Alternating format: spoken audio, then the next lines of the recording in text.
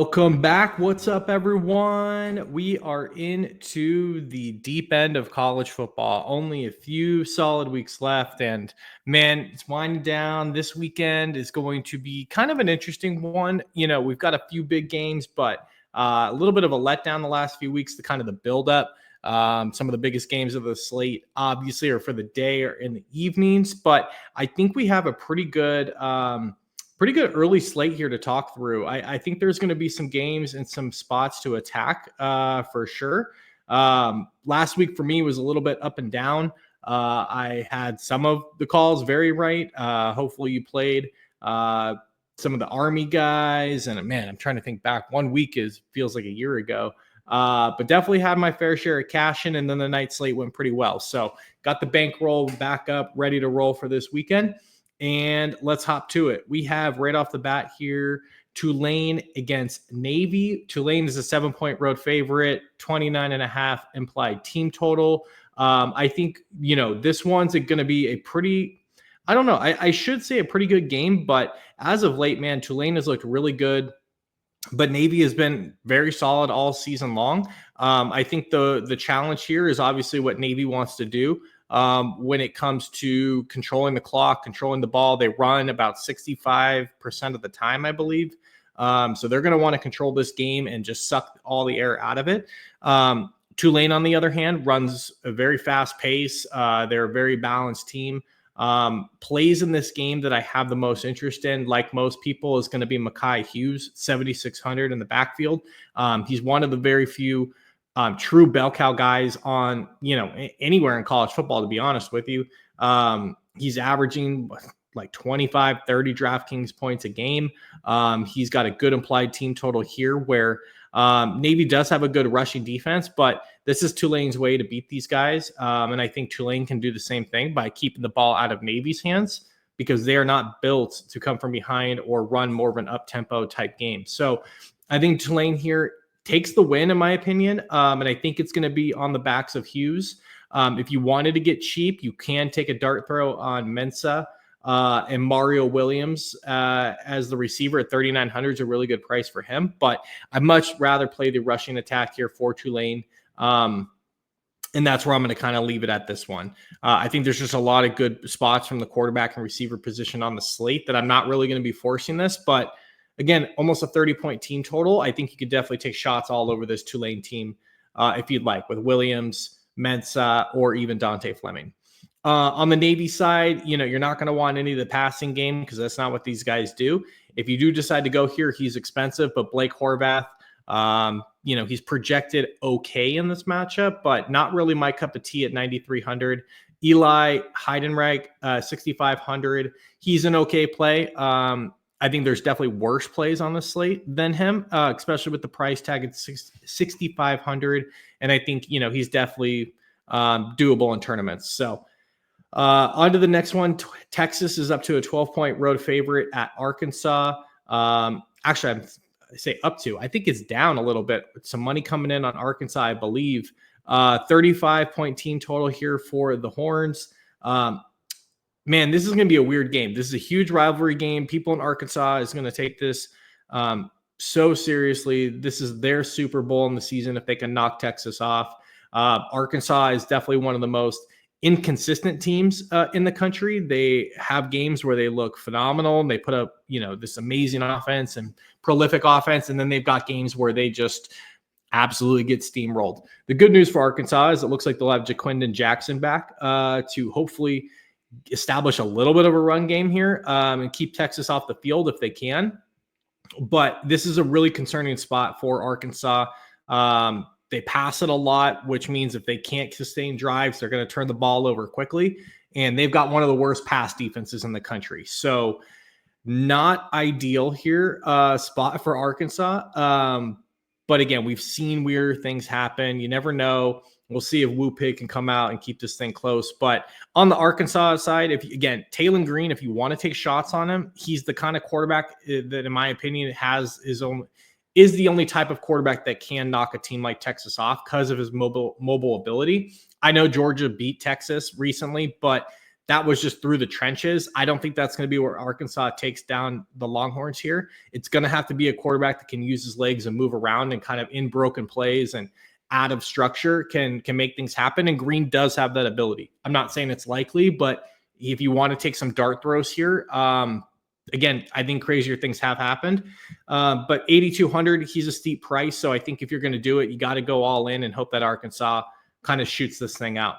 Because I don't think they're going to stop Texas, in my opinion. So Green, 8,200, GPP only. Jackson, I think he's had a very good year coming off injury. I'm not really sure what to expect. If he was like $1,000 cheaper, I'd be all over him in the spot. But 7,200, he starts to get a little bit expensive. GPP again only, and same with Armstrong or Luke Haas. On the Texas side, I like this stack quite a bit. I just talked about how bad Arkansas's defense is, especially through the air. Ewers had 5 touchdowns last week, 8,700. So again, pay $500 more up from Green, and you can get Quinn Ewers here. They've yet to find a really consistent running back to use. Everyone was on Wisner last week, or 2 weeks ago. It went to Blue. Everybody jumped on Blue. It became the Gibson show. So take it with a grain of salt. If you want to take shots on these guys in the backfield, it's totally up to you. Totally fine by it, because you have very much, 15, 20 point upside. Someone can punch 2 touchdowns in, but there's a shot that all of them get work here. I want the passing game if I'm going to take it. And I like Ewers quite a bit.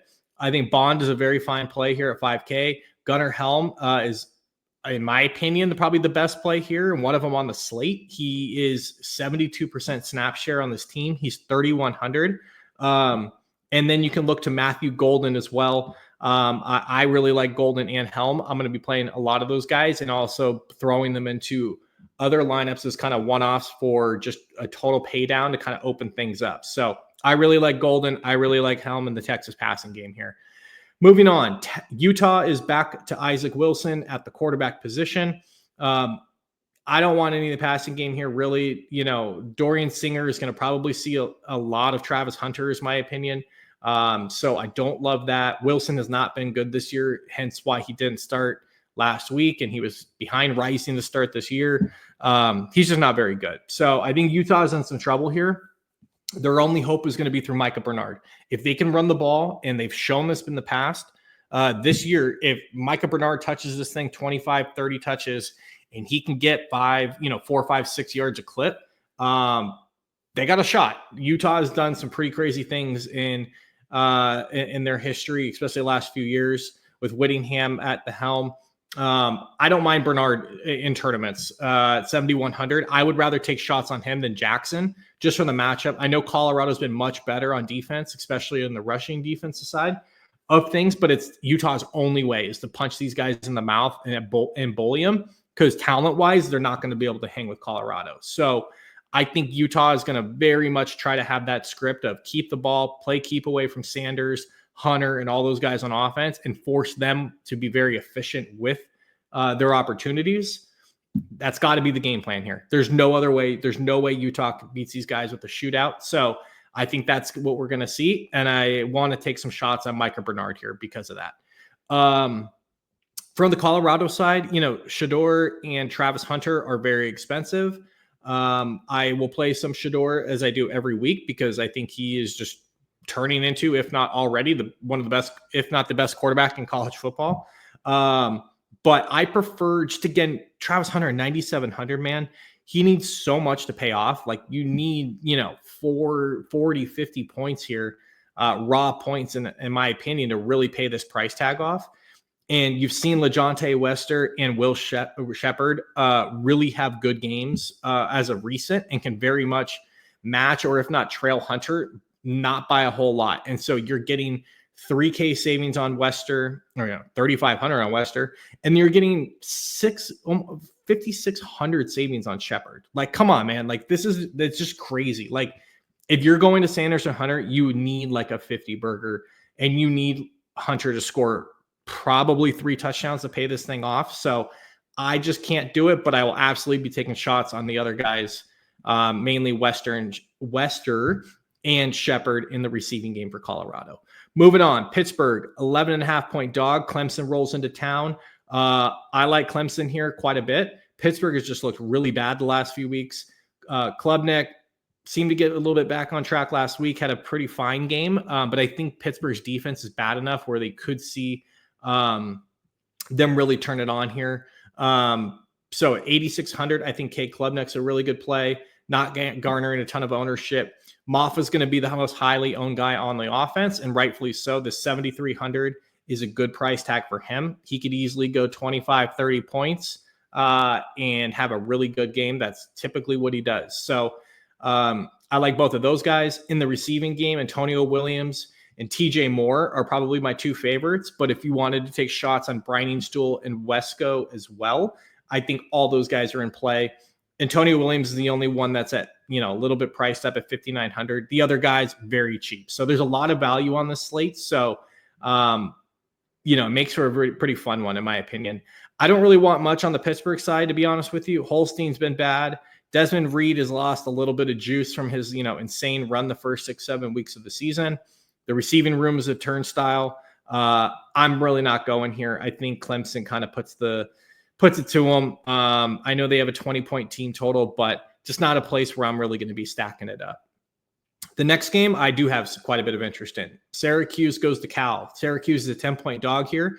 Kyle McCord, 9,300 is super expensive. I don't love that. But LeQuint Allen, even though Cal has a pretty good rushing defense, is in play for me for sure. He's one, again, we talked about bell cow backs a little bit earlier. He's one of these guys as well. He is projected, it's probably a fifth or sixth best running back on the slate in terms of raw points. Ownership wise, he's going to be kind of coming in right in that like 15, 18% range. So totally fine with that. You got to pay up for him, but I like him quite a bit here. In the receiving game, you can take shots on Meeks, who's my favorite, Gadsden, who's my second favorite, and then Pena third. But all three of these guys are projected pretty well, low ownership. And I think, it's planned to shoot out a little bit because I think this Cal side has some serious juice. Fernando Mendoza is one of my favorite plays on the slate, period, end of story. He's 7,200. Nothing really scares me about the Syracuse defense at home. I think it's a good spot for Mendoza here. I don't really love the rushing attack with Ott and Thomas. Is their split in shares and snap counts not really my bag, especially at 7K for Ott. That's just too expensive. But Tobias Merriweather made his debut last week and absolutely smashed. I'm not seeing a ton of ownership here, so I'm going to go right back to him. Tobias Merriweather, 4,800, or Jack Endries right below him at 47. Pretty cheap stack overall. So if you do want to go to Shador with Colorado, or you want to fit in some of these more expensive stacks, Cal might be your way because 7,200 from Mendoza is just way too cheap. So I like a lot of pieces in this one. I think it's a really sneaky game. LSU goes to Florida and down in the swamp. LSU is a 4-point favorite. Nussmeier, 9,100, pretty much where he's been all year. He's been fairly consistent, taking out the Alabama game last week. I think he gets back on track here. I think this is a good game, and I think it's a good spot for Nussmeier. So if you want to go here, I wouldn't hate that. Caden Durham, 6,200, good price tag on him. I'll definitely have some shares because we've seen his complete upside and what he can do, especially if he gets involved in the passing game. So sub 10% Caden Durham. I'll definitely have some pieces there. In the passing game, Kyron Lacey is obviously the alpha and number one, but I like Aaron Anderson. He had kind of a down game last week, and I'm hoping a lot of people kind of see that and back away. But he's been definitely the second most consistent player in the passing game this year for LSU. At 5,500, I like it quite a bit. So it doesn't take a whole lot to pay that off, and I think he easily can. So Aaron Anderson is probably my favorite play on the LSU side. Florida, DJ Lagway will play. Don't have a ton of interest in him there. I still think this team is not quite as good as LSU. When they have competed with teams, for the most part, it's been on the ground, which makes Jaden Baugh a little bit of an interesting play if Montreal Johnson misses. So 3,500 for Baugh, coming in low ownership. Definitely don't hate that. And then the receiving game, you've got DK and Badger, 3,400 and 4,100. I think these are pretty good cheap pieces that you can plug into your lineup. But again, man, there's just so much value this week. Don't be shocked to see guys play, 2 or 3 really good running backs, and like possibly even pay up for 2 quarterbacks here, because you've got like 5, 7, 10 guys down here in the 3Ks who are like pretty solid plays. Like you can pay up the total stars and scrubs lineup this week, and your lineup doesn't look that bad. So Florida, DK, Badger, those are probably the two I had the most interest in the receiving game. Boston College is going to Grayson James after everybody went on to Thomas Castellanos last week, me included. Castellanos got benched and has since left the program. Quit and leave. So Castellanos lost his job. It's James' time. I do not have interest. I think SMU takes it to him here. They're almost a 20-point favorite at home. Yeah, don't love this spot here for Boston College. There's really nobody I love. Lewis Bond is okay, but again, we just talked about there's guys like in the mid threes who I think have just as much upside as he does. So I probably won't go there. Trayshawn Ward, Kyle Robichaud. Yeah, I think they're okay. These low fives, but again, they kind of split touches. I don't know. Probably not where I'm going to go, to be honest with you, but you could do it. SMU side, Kevin Jennings is interesting at 7,700. Again, huge favorites at home. They've got almost a 37-point team total. I think he's in a pretty good spot. Same with Brashard Smith. I don't love the receivers for SMU like we always talk about, just because they've got like 100 of them. And you don't really know who's going to get there. But I think you could easily go a Jennings Smith stack here and kind of try to absorb, multiple rushing touchdowns and hope that SMU just does it all on the ground between those two and does the damage. So I think that's the approach I'm going to take with these guys, and I'm going to definitely roll the dice on a few here. Excuse me. Next up, Stanford hosts Louisville coming to town. Louisville's a 3-touchdown road favorite. Tyler Shough, 7,900, another quarterback in the sevens that I think is very playable in this spot. It's not going to come in very highly owned. Yeah, and I think they just absolutely rock Stanford here down at the farm. There should be about 14 people in the stands for that Stanford game on Saturday. Isaac Brown is one of the best plays on the slate. Pure and simple, he's projected 25, 30 points. He's going to get a lot of ownership. My guess he's going to be somewhere between 25 and 40%. But it's not bad chalk. He's 6,700, one of the best plays, again, on the slate, in my opinion. I will have a ton of them. And then if you want to look to the passing game, Ja'Cory Brooks, same thing, 7,700, but he's just in a great spot. So I think you could definitely play Brown and Brooks even without Shough and just absorb, a ton of usage here and a ton of the hopefully touchdown equity and just move on. 40-point road team total, like, come on. So I'm going to have a decent amount of both of those guys in my lineups. If you want to take some shots, Chris Bell at 3,500, I think you could go there, but probably not necessary on the slate, to be honest with you. Stanford, the only guy I have interest in is Eric Ayamanor, 5,200. He's pretty much the only guy on Stanford that's, really solid and has any, can do anything. Let's just be honest here. So 5,200 is a good price tag for a guy that we've seen, 15, 20 point upside, multiple touchdown upside. I think he's a very easy bring back, in my opinion. Virginia at Notre Dame. I don't have a ton of interest in Virginia here. 13-point team total. Not very sexy, in my opinion. The one guy in Virginia I would have interest in, Malachi Fields, is too expensive at 6,800. But Notre Dame, on the other side, Riley Leonard will be one of my highest owned quarterbacks and one of my favorite plays on the slate. People just don't play him, man. And I don't know why. He gets like 30 points a game. He's really solid. He's actually throwing the ball a little bit. They should absolutely dominate Virginia here, and they have to, right? Notre Dame cannot slip up in the playoffs. They need to continue making a strong statement. With that loss to Northern Illinois, I think it was earlier this year, they need to make statements in all these games. I know it's not a BCS type situation, but when they're going to come up against, let's say, a 2 or 3 loss Alabama team, they're going to make the argument that like Notre Dame didn't play anybody and they have 1 loss to a really poor Northern Illinois team. So look, they're going to put up a lot of points here, just like last week. I like Riley Leonard a lot. He's going to make the majority of my lineups, in my opinion. Next up, Purdue at home is a 28.5-point home dog to Penn State. Good Lord. Make it easy. I'm not playing anybody on on Purdue, they're going to get smoked here. Just plain and simple, which makes Penn State very interesting. Nicholas Singleton should play.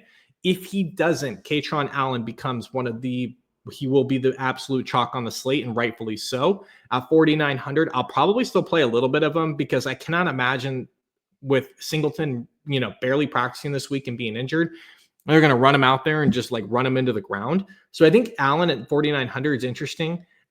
They still split snaps, even if Singleton's healthy. So like, why would Allen not get the majority of work here?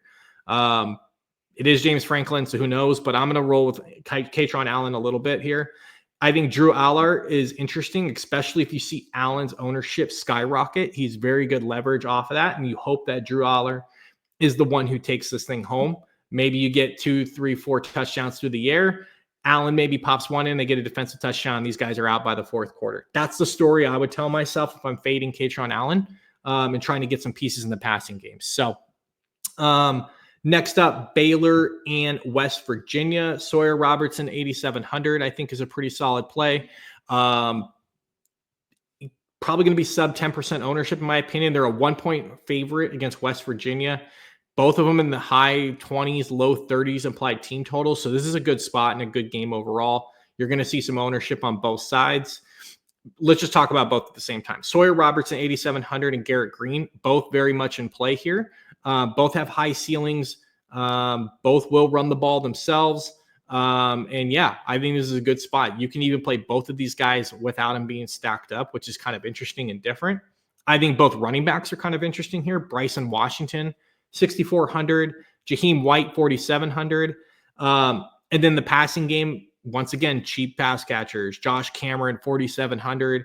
Ashton Hawkins, 37. And Traylon Ray on the West Virginia side, and Clement, high 3s. So again, you're going to get mid to high price quarterbacks with very cheap receiving options. Like, it's just a really good spot. This is just such an interesting slate here, in my opinion. So yeah, man, this is a good one. I will take shots on both of these quarterbacks and go from there. Nebraska at USC, last one up, I believe. Yes, Nebraska is a 7-point road favorite. USC is turning to Jaden Mayava, transfer quarterback, 7,500.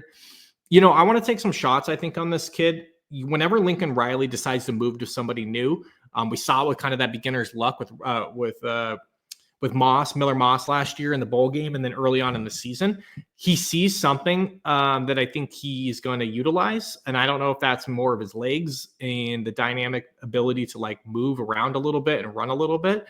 But I think this could open up USC's offense a little here.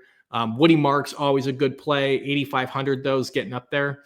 And Mekhi Lemon, I don't know how, unfortunately, he's been really good, but I don't know how the quarterback switch is going to affect Lemon here. So I think him and Branch, if you want to take shots, probably game stacks only. GPPs, sure, but not like safe plays by any means. I think this USC offense is very much a question mark going into this one, but it's kind of why I like it, to be honest with you, especially if you're going to see Woody Marks again gain some ownership.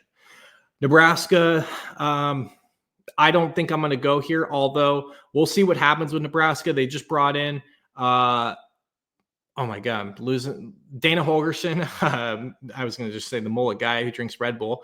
Dylan Raiola. We'll see if they open it up a little bit here. I think Nebraska has to. Like, they're no longer just protecting this kid and the team and like trying to grind out a bunch of wins and go, for like a conference title. They've lost a bunch of games. Like, okay, well, let's just get Raiola ready for, kind of next year in his development.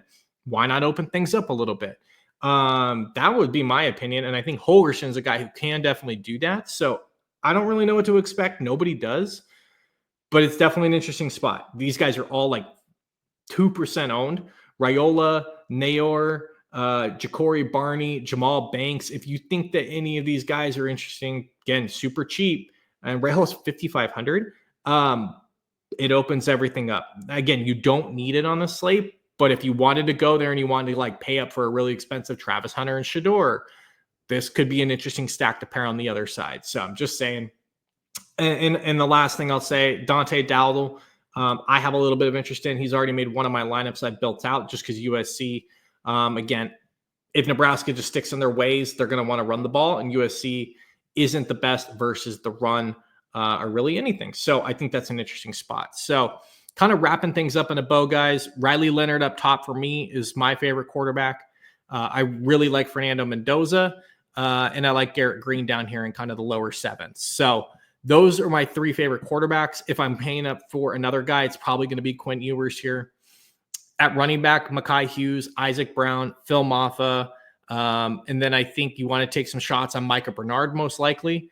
And then if you're going down low, I think you could go to Dante Dowdle, which we just hit on. At the receiver position, oh man, there's so many guys. It's hard to say. I think if you're looking down low, let's start there. Man, Will Shepherd. I think Tobias Merriweather. I think Gunnar Helm. There's a lot of guys, man. I talked about them all. Let me just rifle through some from top to bottom, kind of like, highest price guys, I guess, or, highest projected. So you got Hunter and Warren up top, Ja'Cory Brooks. I think Jackson Meeks, Eric Aomanar, can't even pronounce that name, Merriweather, Wester, let's see, TJ Moore, Will Shepherd, Gunnar Helm, all these guys are in play. That's what I got. Good luck this weekend. Hopefully this helps everybody just kind of consolidate their player pool heading into the weekend. Quick little under half an hour breakdown. Follow me on the socials at Vinnie Levine 29 and hit me up in the comments if you disagree with any of my plays or if I missed any.